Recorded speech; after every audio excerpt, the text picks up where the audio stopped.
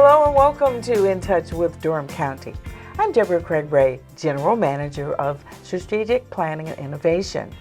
I'm delighted that we have two very exciting guests joining us today. Bull City Strong is a community-based partnership to reduce the increased risk of contracting, being hospitalized, and dying from COVID-19 among Black, Hispanic, and other historically marginalized populations. In our first segment, we have invited Program Manager Jaeson Smith to share details about this wonderful program, how it is working to transform communities. In our second segment, we'll talk about Project Build, a program which provides an array of wraparound services for gang-involved and former gang-involved youth. Supervisor Arkeem will join us for that conversation. So, Jaeson, so glad you could be with us today. How's it going? It's going well. Thank you for having me. Right. So first of all, let me hear a little bit about what you did before you joined Durham County. Yeah, so I did 12 years in public health, worked for another health department in the state of Maryland, and did a lot of field-based work around communicable diseases such as like HIV, STD, hepatitis, and also COVID-19. And so we did a lot of contact tracing and just field-based work around there. A lot of access to care, bringing people into care who didn't necessarily have that information or access. Such important work. So what is Bull City Strong? Exactly how does that work? Yeah, great question. So Bull City Strong, it's a community-based partnership. We're focusing on our citizens and residents here of Durham County and trying to give information around COVID-19, focusing around Black, Hispanic, and other historically marginalized populations with the focus of increasing health literacy, making sure people have the accurate information, making sure they understand what the services are, how they can get tested, how they can get vaccinated, and we have different core members to make sure that every community is addressed. And I know I recently heard from our health director, just to let everybody know, COVID is not gone. That's right. Yeah, COVID is not gone. It's not dead. It's still very much a thing, very active, and we are trying to play our part to make sure that everyone is still very, very much aware that COVID is something that we still should be keeping an eye on as variants are changing. So. Yeah. So how has varying levels of health literacy literally affected our communities? Yeah, so just health literacy as a whole, it affects our health in many different facets. Typically when we see low levels of health literacy, we see increased illnesses, increased hospital admissions. There's medical costs that are incurred on both sides. And so we generally see poor outcomes when we see lower levels of health literacy. We also see lower levels of testing. We see lower levels of vaccinations, different things of that nature. So our health is pretty much directly affected where we see those lower levels of health literacy. And you were talking about some of that data, and I recall over time hearing about some of these communities were not being vaccinated at a certain level that was going to keep them safe. Is that true? Yes, ma'am. There are definitely some specific zip codes that we are definitely focused on. So we use a lot of the data around Durham County specifically and try to create events that would help pour in information to those specific communities to help build up those vaccination and testing rates. Yeah, that's important work. So tell us about some of the community partners you've been working with to try to make some change in these communities. Absolutely. So there are 4 partners that we have, and is Pillar Consultant. They are a partner that works specifically with Black youth and just giving a lot of information around there. They do a lot of different sessions that addresses health misinformation and just general COVID information knowledge. And they also have additional sessions as well that teach other health basics for them. We also have Lat 19 that focuses on the Hispanic community where they do testing events, vaccination events. They do weekly information sessions as well within the community. And so they're also a great partner to work with. The other partner that we work with is Project Access. They help support our community health promoters program. I think we'll probably talk a little bit about them maybe later. And then we also have our evaluation partner, and that's NCCU. So North Carolina Central, they are a big part of what we do in terms of evaluation. They're helping measuring the effectiveness and all of our outcomes across this this program. So I know, statistically speaking, it's pretty early in terms of looking at trends, but what are you seeing as the result of the work that you are doing? Yeah, so when I came in, one of the major things I want to do is just try to develop a baseline. And so we're just looking at the testing data, we're looking at the vaccination data. What I have seen in between the last 2 quarters, and so from this current quarter to the last quarter, we've seen a significant increase in vaccination rates within both the Black and the Hispanic culture that we're extremely proud of. And this is all just within the last 4 to 5 months. So we're trying to see, if we can keep this positive trend going. But it seems like the work that we've been doing has been pretty effective so far. Yeah, so you're definitely having an impact. Yes, ma'am. Great. Definitely. Great. So what are some of the methods that you're using to learn about the health needs in the community? Yeah, I think one of the major methods is just listening. So we use data as well, but I'll speak to the listening. One of the things that we do is focus groups. So we pull people together and within the community to listen, whether it's English or non-English communities. So we have done at least 4 focus groups at this point. To be able to just kind of gather some lessons learned, best practice, but most importantly, to be able to bridge those communities to our health services. We also look at a lot of the data that we have presently. So we partner with other programs that do community health assessments. So we grab that data, which people are going door to door, knocking on gathering information to see what the needs are and how can we prioritize those specific needs to our programs. Yeah, so that's fantastic. So what short-term accomplishments have you seen realized from the program? I recognize it's still fairly young. Yes. Yeah, I mean, I think so. One of the short terms is just establishing partnerships across the community. So one of the things that we do is while we're out in the community, we're partnering with other organizations, trying to find ways to collaborate, and we've been able to establish 10 or multiple partnerships, finding ways to bring our resources together. I think that would be a great sense of accomplishment or success so far. Yeah. So yeah. So I can imagine probably in the beginning, people were a little concerned. They maybe didn't trust you guys so much. How did you work to sort of open those doors, if you will? Absolutely. I would just say just building rapport. I mean, letting people know that you understand what they're going through. Obviously, having people from the community, having people that look like you, having people who are willing to listen is one of the best ways of how we were able to open doors. I think over time, you start to build trust with people and they realize that, you're actually here to help them, that you actually care. And so we try to follow through with what we're planning to do and what we say that we're going to do. Yeah. I think that's kind of helped out. Yeah, very good. So what have you not done that you think you might want to try going forward? Yeah, that's a great question. I would say maybe just establishing more media presence, maybe establishing some different partnerships, but just looking for just innovative ways to get the community more involved. We're looking for, doing more community events that we haven't done yet. And so just looking, like I said, just to kind of get out in the community more, show our face, get Bull City Strong out there, let people know that we are here for people, and just make our presence known. Yeah. So are other communities sort of seeing this work and maybe reaching out to say, how could we replicate it in our areas? Yeah, so we've seen that within certain communities. So specifically, we have our community health promoter program, and so we have demonstrated at least 2 cohorts now of people within the community that we're training, building them up, and so we have now replicated that. Within our non-English and non-Spanish cohorts. So we have a couple partnerships there that we're planning on replicating these programs with. And so we're looking forward to that because I think that's going to be able to expand out into communities that we're probably not able to reach ourselves.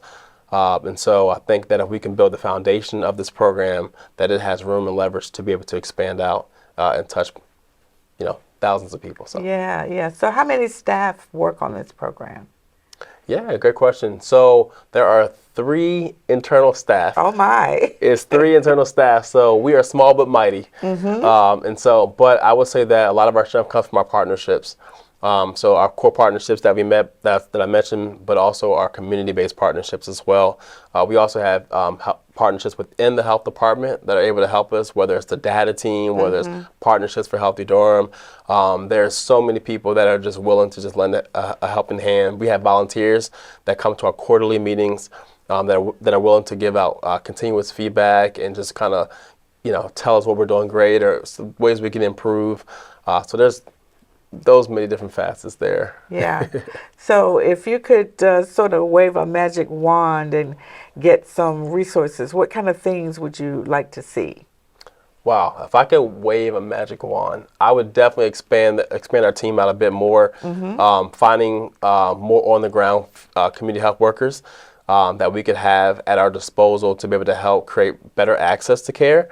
We found out in the community that there were some communities that did not know that we existed. Wow. They did not know that certain services existed, and many people have been here for years and did not know. So that told me that let's get some more people on the ground.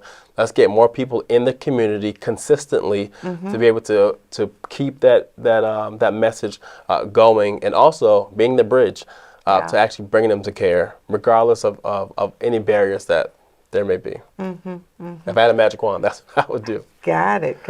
So I can imagine you probably had a need for resources. I mean, you're out there in these certain communities.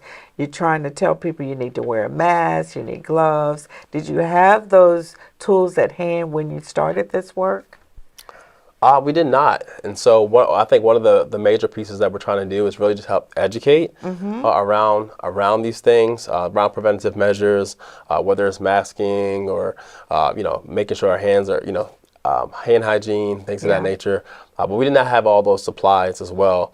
But we are partner, like I said, even with clinical staff as well. I know we are going to be testing and this week actually. And so we'll be able to provide those supplies and those things to the community more and more as we go. So, but that's something that we're definitely looking to do. Yeah. Well, again, I want to congratulate you for this work, because certainly it's not easy work. And you said your team is small but mighty, and I love hearing that. So what did we not discuss that you'd like the community to know about this program? Yeah, I think I just like for the community to know that we're here and that we're accessible, and we're here to not only educate you, but also help provide services or link you to services that will be able to help you have the best health outcomes and keep your family safe, and that we're here. Yeah. So Jaeson, how can people get more information? So you can go to our website. We're on the Durham County Public Health, and if you can go to Bull City Strong. There's also a Say Something Strong link there, but we can also be contacted at bullcitystrong@dconc.gov, and we'll be more than glad to speak with you, service you, and find out ways that we can help. Yeah. Well, I'd like to thank you so much for joining us today and talking about this important program. And please give my best to your staff, and we're just so grateful for the work that you're doing. Well, thank you, and I definitely appreciate you having me on. Absolutely. It's been great. Absolutely. Well, we're going to take a short break, and when we return, we will speak with Arkeem Brooks about Project Build. We'll see you on the other side.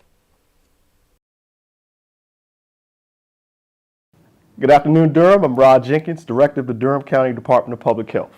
In recent weeks, Durham County, like most of North Carolina, has entered the orange or high COVID-19 community level. Also recently, new COVID subvariant XBB.1.5 has begun to spread and has become the most prominent subvariant in the United States. Today's video will address both of these topics and provide reminders for staying safe. First, what should you know about XBB.1.5? This is another subvariant of Omicron, and it is more easily transmissible, meaning more contagious than the previous strains of COVID-19. You may have heard that it is more immune evasive than other Omicron strains. This means it is better than previous strains at causing infections by avoiding your body's immunity, even if you had COVID before or have been vaccinated. This does not mean vaccines do not provide any protection. In particular, the bivalent COVID vaccines has been shown to reduce the risk of serious illness, hospitalizations, and death. It is now more important than ever to make sure you are up to date on your vaccinations. The vaccines continue to provide protection against infection, serious illness, hospitalization, and death, so taking your shot is still critically important to help you stay safe, along with practicing other COVID safety measures. As you may know, Durham is currently in the high COVID-19 community level. The CDC determines community levels based on case numbers and hospitalizations. As of now, Durham County is in the high level due to our hospitalization data. So what should you do to stay safe? For counties in this high level, the CDC recommends masking indoors, avoiding certain non-essential indoor activities if you are at high risk, and of course, staying up to date on your vaccinations. Remember, you are not up to date until you have received your updated bivalent booster. Unfortunately, only about 20% of people in North Carolina and 31% of people in Durham County who are eligible for the updated booster have actually received their shot. These boosters are critical for protecting yourself and others as your immunity from previous boosters fades and new variants spread. All people age 5 or older and most children ages 6 months to 4 years are eligible for their updated booster. If it's been at least 2 months since you finished your primary vaccination series or received a monovalent booster, it's time for your updated dose. Visit our website at decopublichealth.org/COVID vaccines to learn more. We continue to offer free COVID-19 vaccinations available by walk-in, free home tests available to pick up, and drive-through testing is still provided in the Lakewood Shopping Center. If you do test positive, remember to contact your medical provider, visit a Test to Treat center, or use a new free telehealth option provided through a partnership by the North Carolina Department of Health and Human Services in order to get treatment right away if you are eligible. Visit covid19.ncdhhs.gov/find treatment to learn more about your treatment options. As you can see, Durham, COVID-19 is not over, but we continue to provide resources to help you stay safe. By following tried and true COVID safety measures like masking when needed, getting tested, and staying up to date on your vaccinations, I know that we can do this, Durham.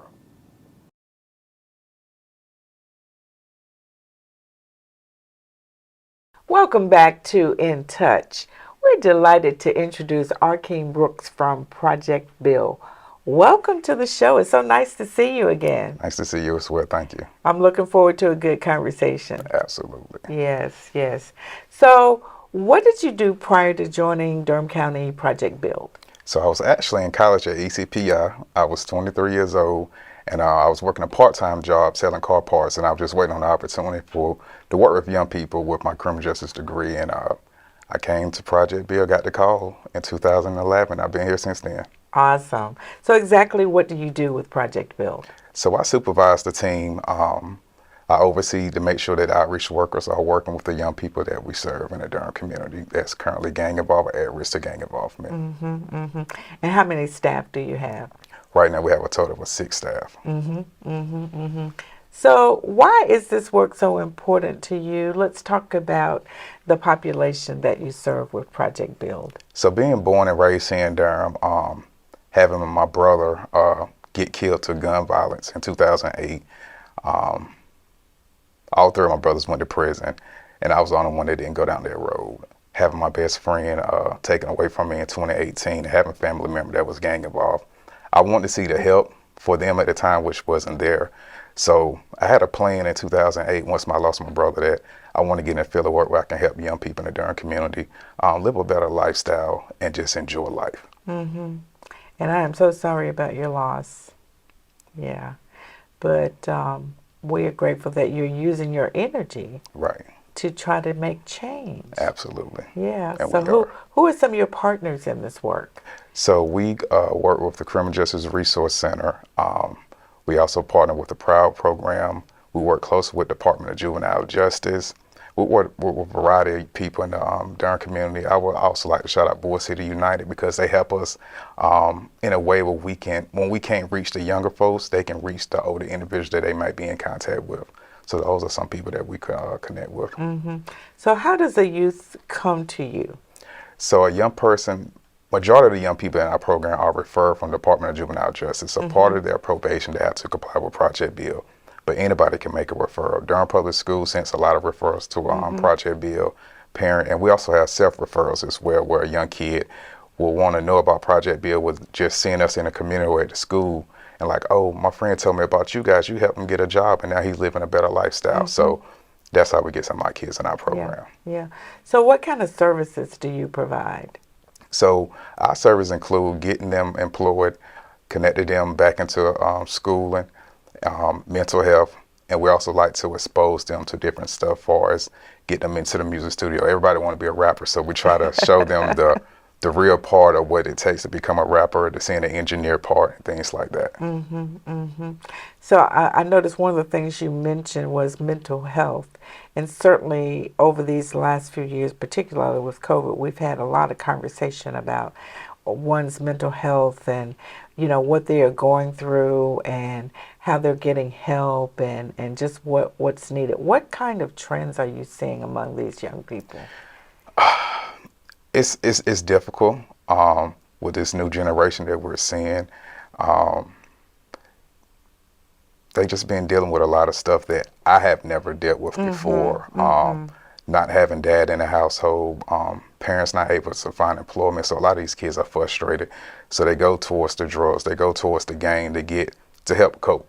Yeah. So that's what I'm kind of seeing. Yeah. Yeah, and that's exactly what I've heard, you know, from some other community members that are working with some of our young people. And I know, you know, all of us are trying to bring more resources into a lot of these communities and bring them closer to the people.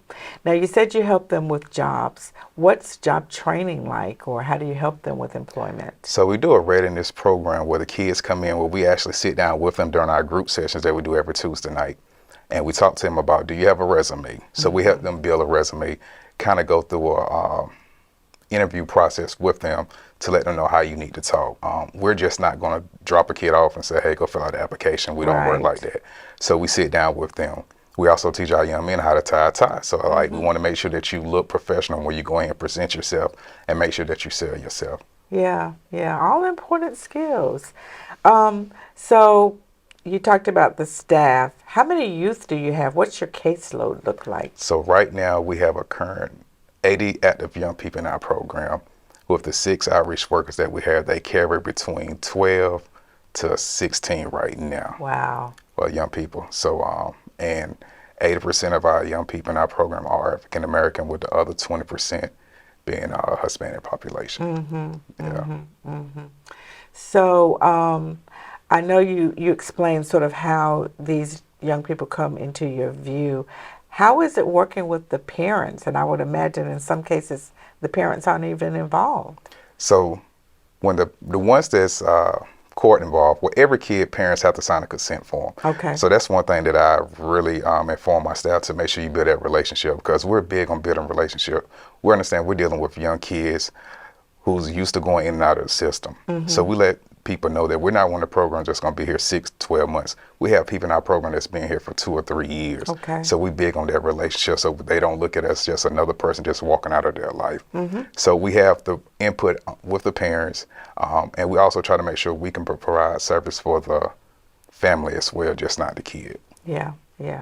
So think about a youth that really stands out to you. Very difficult starting, but landed well. Yeah, I won't say his name, but getting him, it was a tough journey. He was able to graduate from high school. We got him a job. We even got him housing. Completed the program, but then went back to the same lifestyle. Ended up going to prison. He called me. We talked, and by the grace of God, he got out. Okay. He only did like 6 months. Okay. And him and his girl ended up getting married, having a baby, and he moved to D.C. And and just talked to him last week through social media, and it warms up my heart just to know that he's doing well. And like he tell me, like, I didn't understand it back then, but now I get it. Yeah. So it's those type of things I like to see from the youth. Exactly, because sometimes the road is not a smooth road. Absolutely. Yeah, yeah. So, what are some of your current and upcoming programs that you're working on? So we do a summer camp. This will be year 10 that we did our summer camp. So we take 20 young people from our programs. We have them 3 days out the week for 7 hours, and we expose them to different stuff and let these young kids be kids all over again. So they're kayaking, they're canoeing. Wow. We partner with Favorite Desserts where they learn the baking business. We take them boxing to let off all the stress that they have. We partner with Public Health with the Dime program. We teach them healthy meals so they can make at home. And just let them play basketball. We taking a kid to Chili's, it's like taking them to a 5-star restaurant because some of these kids never been there before. Yeah. So just having these young people be kids all over again. And we started planning last week about summer camping. Look forward to doing that, which we'll start the end of June and we'll complete the first week of August. So that way they can still have some of their free time. And starting next Monday, I'm having a meeting. We're looking at gaming, coding with our young people. Okay. We know this new generation loves video games, so this will be an opportunity for them to learn the business and also look for employment as well. So I have more information next Monday. Yeah, very good. So you have, I think you said 6 folk? Yes. Could you use some more? Absolutely. So with Project Build, we serve young people from ages 14 to 21. When I've been here for the last 2 years in these meetings that we need to serve the younger population, and the school's even asking us. So that's one thing that I'm hoping and praying for, that we can get more people so we can serve the younger population, try to decrease some of the stuff that we're seeing in the Durham community. Yeah. Well, we just want to thank you and your staff for the great work that you're doing in reaching some of our young people, and we're hopeful that, maybe you'll be able to expand sooner rather than later and reach more of them. But again, this is passionate work. I can see and feel your passion for it. It sounds like there's nothing better you'd want to do. You can say it even better. Yep. Yeah. Well, thank you again for joining us, and we're going to have you back. Absolutely. All right. Well, we want to thank you so much for joining us today, and we'll see you next time on In Touch with Durham County. Cheers.